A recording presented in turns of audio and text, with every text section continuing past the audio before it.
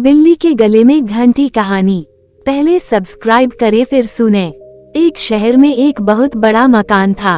उस मकान में चूहों ने डेरा जमा रखा था। जब भी मौका मिलता वे अपने अपने बिलों से निकलते और कभी खाने की चीजों पर अपना हाथ साफ करते तो कभी घर की अन्य चीजें कुतर देते। उनका जीवन बड़े मजे से बीत रहा था। इधर मकान मालिक चूहों से तंग आ चुका था, इसलिए वह एक बड़ी सी बिल्ली ले आया। अब वो बिल्ली उसी घर में रहने लगी। बिल्ली के आने से चूहों का जीना हराम हो गया। जो भी चूहा बिल से निकलता वो उसे चट कर जाती। चूहों का बिलों से निकलना मुहाल हो गया। वे दहशत के माहौल में जीने लगे। बिल्ली उनके लिए एक बहुत बड़ी समस्या बन गई थी। समस्या से निजात पाने का उपाय निकालने के लिए एक दिन चूहों की सभा बुलाई गई। सभा में सभी चूहे उपस्थित हुए। सभा की अध्यक्षता कर रहे चूहे ने सबको संबोधित करते हुए कहा, साथियों, आप सब जानते ही हैं कि हम लोग बिल्ली रूपी बहुत बड़ी समस्या से जूझ रहे हैं।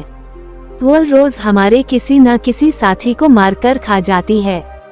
बिलों से निकलना मुश्किल हो गया है, लेकिन इस तरह हम कब तक बिल में छुपकर रहेंगे? भोजन की व्यवस्था के लिए तो हमें बिल से बाहर निकलना ही होगा। ये सभा इसलिए आयोजित की गई है ताकि इस समस्या का समाधान निकाला जा सके। आपके सुझाव आमंत्रित हैं। आप एक एक कर अपने सुझाव दे सकते हैं। एक एक कर सभी चूहों से इस समस्या पर अपनी अपनी सोच के हिसाब से सुझाव दिए, लेकिन किसी भी उपाय पर सब एकमत नहीं हुए। तब अंत में एक चूहा उठा और चहकते हुए बोला, मेरी दिमाग में अभी अभी एक बहुत ही बढ़िया उपाय आया है।